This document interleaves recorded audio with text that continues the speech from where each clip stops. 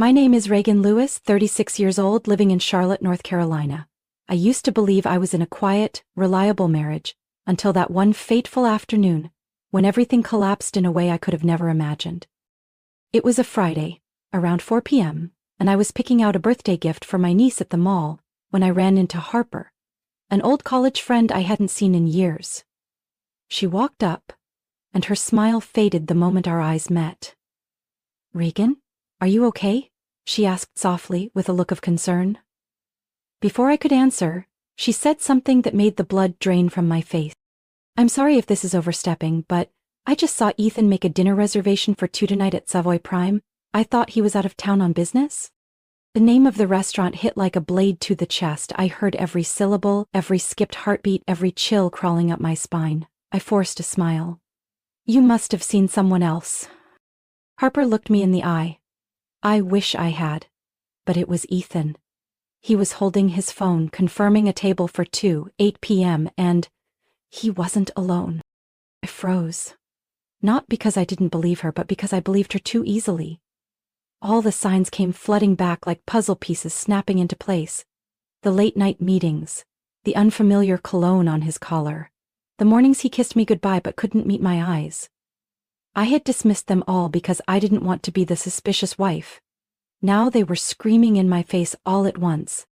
I drove home, hands still trembling even after I parked the car. It wasn't hard to confirm. I picked up my phone and called Savoy Prime with the calmest voice I could manage. "Hi there. I'd like to confirm a dinner reservation for tonight under the name Ethan Lewis, at 8 o'clock.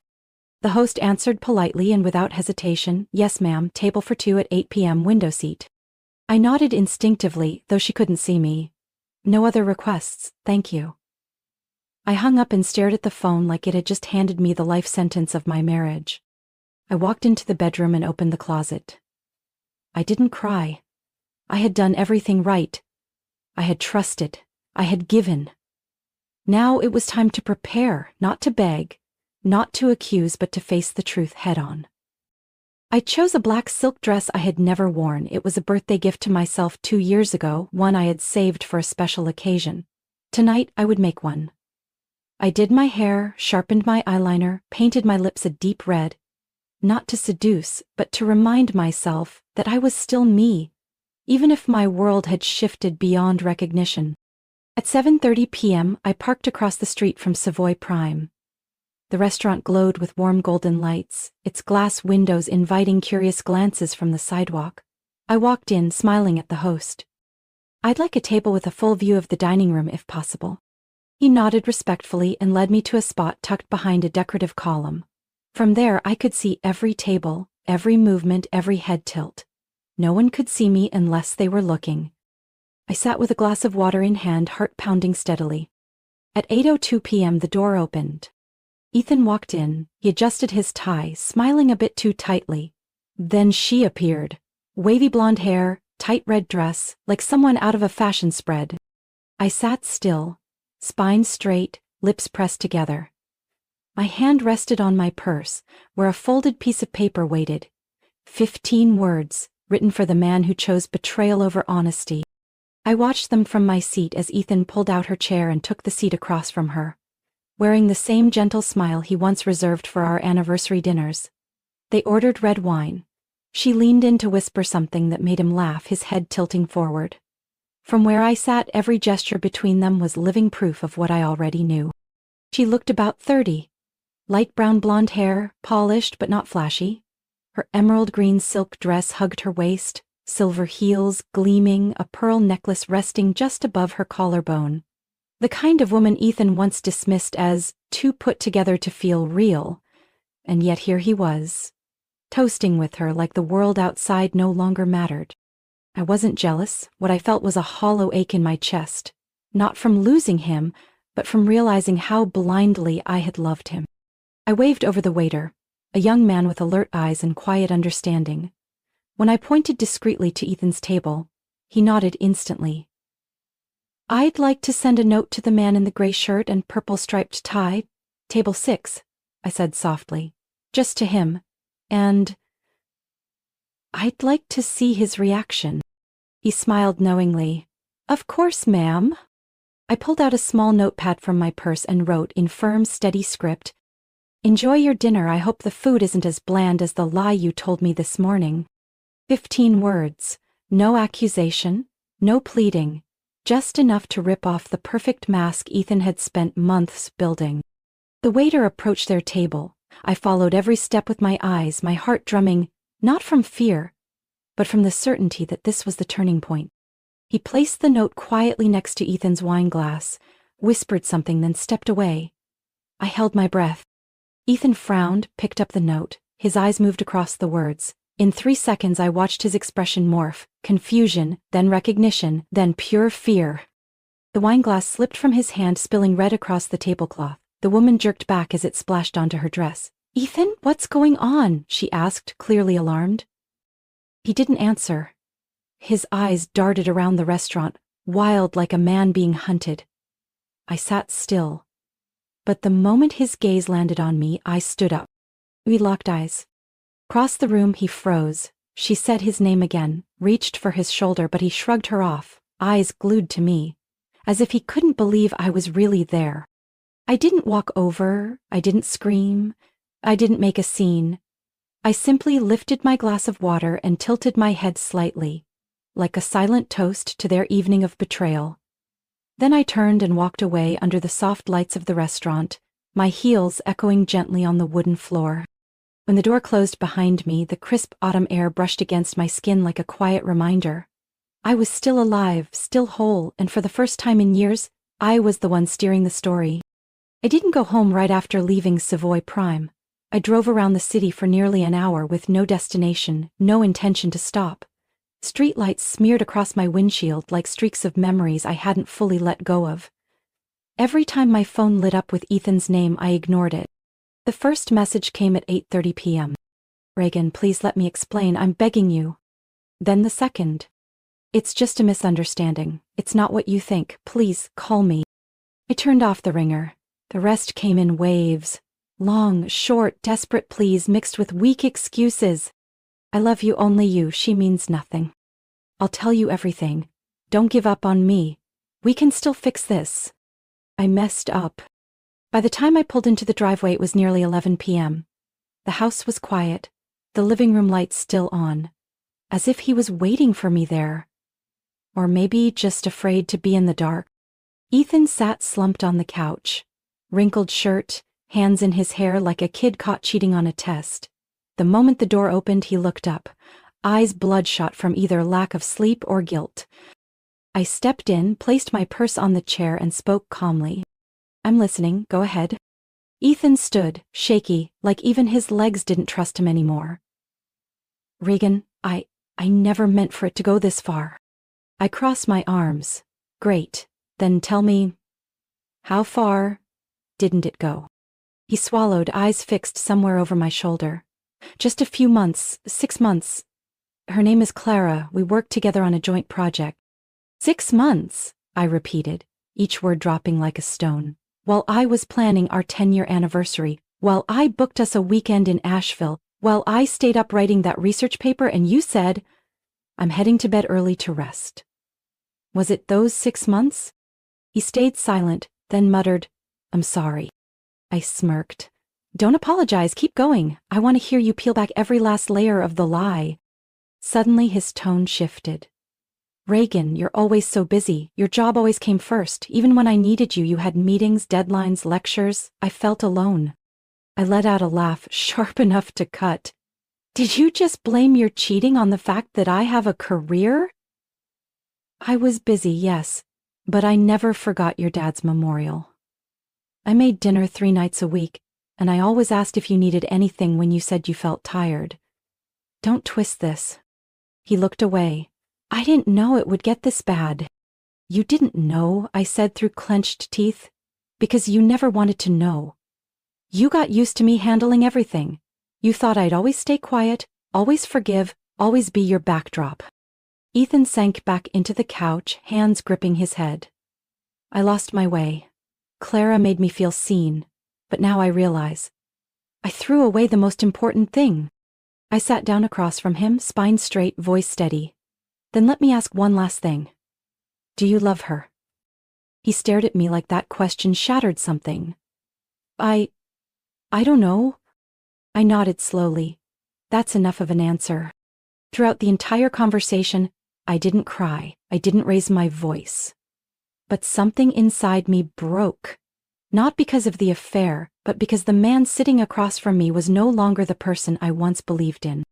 Ethan said something else under his breath, but I didn't catch it. I stood and walked toward the stairs. From now on, you sleep in the guest room.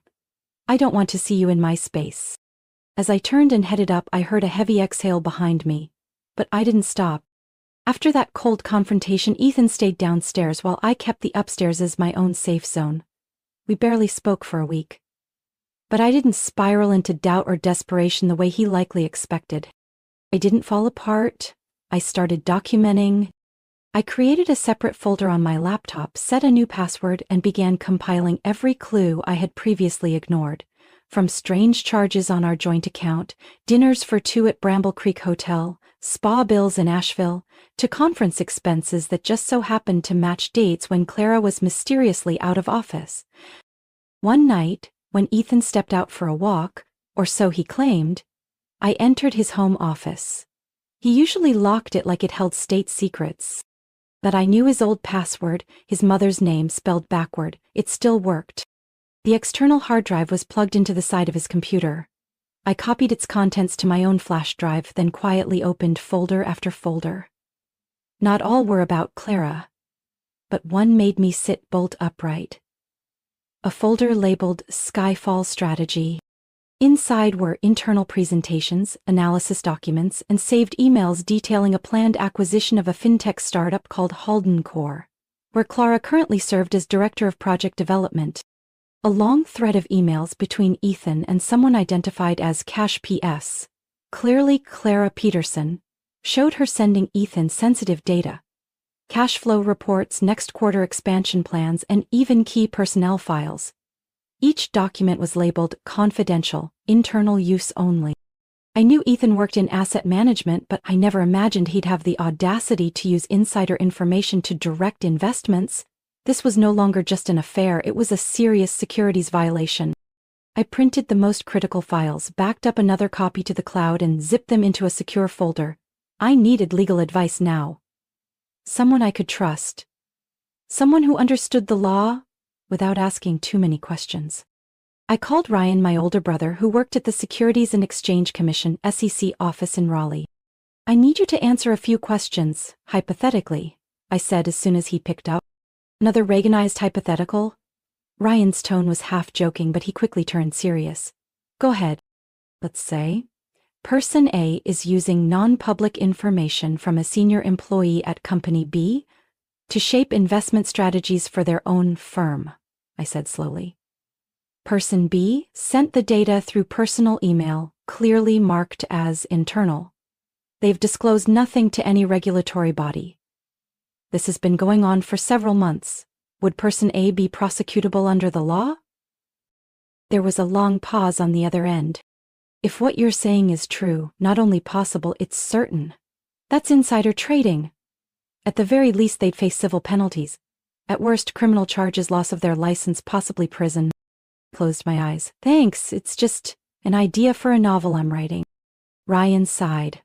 Reagan, if you're involved in something, follow protocol. Don't confront anyone directly, and remember, don't delete anything. I know. I hung up, my heart still cold. I stared out the office window, where the city looked quieter than usual at night. A part of me wanted to scream at Ethan, to slap the printouts down like an indictment, but I'd learned. Men like Ethan only fear what they can't control. I wouldn't give him the chance. I'd quietly flip every piece on the board. And when it came to checkmate, he'd have nowhere to run. After gathering enough evidence, I started crafting my own plan. Not out of revenge, but to protect what was rightfully mine. Ethan's betrayal wasn't just emotional, it was calculated, exploitative, and far deeper than just an affair. Step 1. Secure my finances. I went to the bank on Monday morning, right when it opened. I dressed sharply, brought printed account statements and documents proving my contribution. Good morning, Ms. Lewis, how can we help today? The banker smiled. I'd like to open a new account, I said calmly but firmly. In my name only, and I'd like to transfer my legally fair share from our joint account into this one. We spent over an hour combing through every transaction, every stream of income. In the end, I moved $187,000 into my new account. The amount I could reasonably verify as my own contribution, minus the questionable withdrawals Ethan had made in the last 6 months. I also met with an independent financial advisor Ryan had once recommended. She reviewed my entire portfolio, flagged exposure linked to Ethan, and helped me establish credit monitoring and protections in my name only. Don't let emotions stall you, she said as I was leaving. You're doing the right thing, not just for now, for your future. Step 2. Build legal leverage. I spent 3 straight nights organizing every document into categorized folders. Emails, screenshots, internal Haldencore files Ethan should never have had access to. I time-stamped each one to show that his behavior wasn't just unethical, it potentially broke federal law. I printed 2 full sets, one for home, one for the bank's safe deposit box. On the front of each binder I labeled them, contingency to be forwarded to SEC upon legal escalation. I also created a brand new email address with a separate password, never logged into from any shared devices. Each night while Ethan slept on the couch, I uploaded 1 file at a time so that if anything ever happened, 1 click would expose the full truth. Step 3. Face Clara. I didn't call, I didn't text. I chose the one thing Ethan never imagined I'd do, confront the woman he had used as leverage behind my back for half a year. I asked her to meet at a boutique coffee shop in downtown Durham, midday, in public. No room for theatrics. Clara arrived 15 minutes late. She wore a beige suit, carried an expensive purse, and walked in like she thought she was meeting her boyfriend's estranged wife. Defensive energy radiated with every step. Reagan. She paused, eyes flickering with uncertainty. I nodded. Sit. I'm not here to cause a scene. She sat across from me. I didn't know Ethan wasn't separated. He told me that we lived like roommates. I cut in. That our marriage was just a formality, that I was too busy, too cold, too distant. Clara bit her lip, didn't answer. I unlocked my phone and swiped through photos. Our 10th anniversary in Charleston. Christmas dinner with both families. A message Ethan sent me just 3 weeks ago. Thank you for always believing in me. She stayed quiet, her face draining color as she looked at the screen. He lied to both of us, I said, no longer angry, just clear. But here's the real issue. He's using the data you gave him to commit a federal crime. She looked up. What? I pulled out a printed email, placed it on the table. You sent him internal data from Haldencore's systems. Under federal law, that's insider collusion. You could lose your job. Or worse. Clara froze. After a long pause, she exhaled shakily, her hand trembling as she picked up the page. I didn't know it was this serious. He said it was just market research. I looked her dead in the eyes. You can choose to believe him, or you can choose the truth. Clara swallowed. If I cooperate, what will you do? I haven't decided yet, I said coldly, but I know you don't want to be the one who takes the fall for what he's orchestrating. Bandik tieng an mai nuye kao, trindoi de do kyo kien te, vajoen kao truko. Friday, 8:45 a.m. I stood in front of the glass lobby of Northbridge Capital, where Ethan had served as vice president of strategy for the past 7 years. The 8-story, sleek glass building had once been his pride. Today, it would be the place where he'd face the consequences of his own arrogance. Ethan had no idea I was coming. He assumed I was at home or somewhere still reconsidering, as he'd been begging me to do over the past few days. But I had quietly emailed the chairman of the board the night before, attaching evidence and requesting a brief presentation at this morning's internal meeting. I walked in wearing a dark gray suit, every button fastened. The receptionist paused slightly as my name appeared on the guest list. She smiled. Good morning, Miss Lewis. They're meeting in room 2 on the 5th floor. I'll escort you. I nodded politely, eyes steady. I wasn't there to make noise. I was there to restore order. As the conference room door opened, all eyes turned toward me. Ethan was standing near the projector screen in the middle of a presentation about the Haldencore merger. He looked confident, animated. His eyes froze when they landed on me.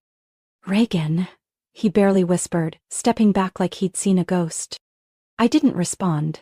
I looked at Mr. Michael Grant, chairman of the board. He rose, gestured toward the podium, and said firmly, "We've agreed to let Ms. Lewis speak for a special reason. Please give her your attention." I connected my laptop to the projector. The first slide appeared on screen. Internal Risk Assessment, Halden Core Transaction. I began, "My name is Reagan Lewis, as an indirect shareholder through an affiliated fund, and someone with concrete evidence of internal misconduct. I am obligated to bring this to your attention." Slide 1. Screenshots of emails between Ethan and Clara Peterson. Subject line, "Do not share." Halden Core Internal. Timeline, content, IP traces. All clearly displayed. Murmurs filled the room. Ethan stammered, This is fake, I cut him off calmly. "You may respond after I'm finished." Slide 2. Hotel invoices, bank statements, transfer receipts. All showing Ethan had used company resources to fund unofficial meetings with Clara for the past 6 months. Slide 3. An audio recording of a conversation between Ethan and Clara, where he asked her to obtain cash flow reports ahead of public release. The room went dead silent. One board member leaned toward Mr. Grant, whispering something. Ethan tried to keep his composure, but I noticed his hand clenching tightly. I concluded, "I've submitted all of this to the SEC this morning at 8:10 a.m. I've worked with legal counsel to ensure every step has been transparent. This is not about vengeance. It's about protecting this company from a legally compromised deal." Mr. Grant rested his hands on the table and turned to Ethan. "Do you have a response, Ethan?" Ethan jumped up. I didn't know she recorded that. I didn't think this would go this far. You didn't think," I said evenly. "The issue is, you knew." A CFO flipped through a file, then stated, "I propose we suspend all Halden Core activities pending investigation." "I second that," someone else added. "We'll initiate an internal review and temporarily remove Ethan from any strategic decision-making," Mr. Grant declared. Ethan turned to me, eyes blazing. "How long have you been planning this? What more do you want, Reagan?" I calmly closed my laptop and gathered my papers. "I don't want anything. I just won't let you drag anyone else down with you." I walked out, leaving behind a stunned boardroom, a shaken Ethan, and a company just beginning to wake from its illusion of trust. 3 days after that fateful meeting, Ethan was officially suspended. An internal memo went out to all employees stating, "Mr. Ethan Lewis will temporarily step away from all executive duties while the company investigates allegations related to ethical conduct and internal security." The wording was diplomatic, but everyone understood. It was the company's way of removing him from the very seat he once held so proudly. I didn't feel happy, but I did feel relieved. A few days later, the SEC launched a preliminary investigation. Several emails, financial records, and communication logs between Ethan and Clara were extracted. I knew because the person contacting me from the SEC was a former colleague of my brother. They didn't say much, but the precision of their questions told me. Ethan had no way out. He packed up and left our home on Sunday afternoon, silent almost the entire time. As he folded his last shirt into the suitcase, he looked at me, eyes bloodshot. I was wrong. I didn't nod. I didn't shake my head. I simply replied, "I know." A few days later, I filed for divorce. I didn't ask for anything unreasonable. The filing stated clearly I would keep the assets I rightfully contributed to, the indirect shares in Northbridge through my independent investment fund, and the small apartment I'd put a deposit on in South End, Charlotte. Surprisingly, Ethan didn't object. He signed during the very first meeting with the attorney, maybe because he knew he was in deep trouble, or maybe because he understood. This time, I wouldn't bend. I moved into the new apartment 2 weeks later. It was on the 6th floor of a small building with a balcony overlooking the greenery. Not large, not fancy, but peaceful, and entirely mine. I placed my desk by the window, bought a new easel, and set up a blank canvas, waiting for its first stroke after 8 years. On my first day in front of it, I painted nothing specific, just blended tones, cool grays, muted browns, a hint of amber. I simply let myself breathe. During the day, I began taking on corporate ethics consulting projects, mostly through referrals from old friends and Charlotte's financial network. No one asked about Ethan, though I knew they'd heard. The news spread faster than I expected, but this time I didn't run from it. I let the past stay where it belonged. Behind me. Friday afternoon, while preparing materials for a conference, I received an email from Northbridge's HR department. The message was brief. Dear Ms. Reagan Lewis, we hereby confirm that you are a legal shareholder holding 2.6% of the company's equity through Investment Fund X. While the Board of Directors oversees operations pending the appointment of a new CEO, we sincerely thank you for your cooperation and transparency during this time. I read the last line twice, then smiled softly. Not because I had won, but because, for the first time, everything felt like it was finally in its rightful place. On another afternoon, while making coffee, my phone rang. It was an unfamiliar number. I hesitated a few seconds before picking up. The voice was strangely familiar. Clara? Reagan, I'm not calling to apologize, I just wanted to let you know. I've submitted a personal disclosure to the SEC. I'll cooperate fully. I said nothing. She continued, her voice slower now. I've also resigned. I don't want to remain in an environment I helped compromise. May you find yourself again, I replied, neither bitter nor conciliatory. The call ended, but I knew one thing. The storm had passed. And I was still here, whole. 6 months after the pivotal meeting. Charlotte in early fall shimmered with soft orange hues. The sunlight was just warm enough for me to open the balcony doors, set up a fabric chair, a hot cup of tea, and my laptop on a small wooden table. I had just completed an ethics consulting report for a young startup, a team full of ideals, still believing that transparency could survive in the world of business. Working with them made me realize I wasn't grieving anymore, I was simply stepping into a new role. Occasionally, my phone would receive messages from an unnamed number. I knew it was Clara. She'd send short updates about her cooperation with the SEC, sometimes just a line, "Thank you for helping me see it sooner." We never called each other friends, but there was an unspoken understanding between us. Like two people who once stood in the same collapsing room, each finding their own way out. I no longer thought much about Ethan. News about him had grown sparse. According to Ryan, the investigation was still ongoing. Ethan had been barred from working in finance for 3 years, and fined enough to force him to sell nearly all his remaining shares. I wasn't happy about that, but I wasn't sad either. I just felt lighter, as if an old hollow part of me had crumbled to make space for something else, steadier, more real. One afternoon, after closing my laptop, I pulled out a sheet of paper from my desk drawer, the kind I used for handwritten notes back when I did research. Slightly textured, creamy in color, perfect for blue ink to glide soft and true. And I began to write. Dear Ethan, it's been months since that night at Savoy Prime where you received the note I had sent through a server. 15 words. But that note unraveled 15 years I once believed was love. I used to wonder how someone who said I love you every morning could lie to me every night. Later I realized betrayal doesn't begin with cheating. It begins with silence, when one chooses to ignore the feelings of the other. You chose silence before I realized how far we were drifting. You chose pretense before I ever asked the question. I'm not writing this to blame you. I no longer want to be angry. That emotion only drags me back to a person I no longer belong to. I'm writing this letter as closure. Not for you, for me. Your betrayal, cruel as it was, forced me to confront a question I had long avoided. Who am I when I'm no longer Mrs. Ethan Lewis? Strangely, the answer didn't scare me. It freed me. I am someone rebuilding, piece by piece. I sleep in a small apartment where no one tells me to come home early. I wake up without emptiness when the chair across from me is unoccupied. I brew my own coffee, play my own music, and smile on my own. Ethan, I no longer love you. But I hold no regret. That note changed both of us. And if I had the choice, again I'd still write it. Still send it through the hands of a stranger to a man who once meant everything. Because through it, I found myself. Goodbye, Reagan. I folded the letter and placed it in the bottom drawer of my desk.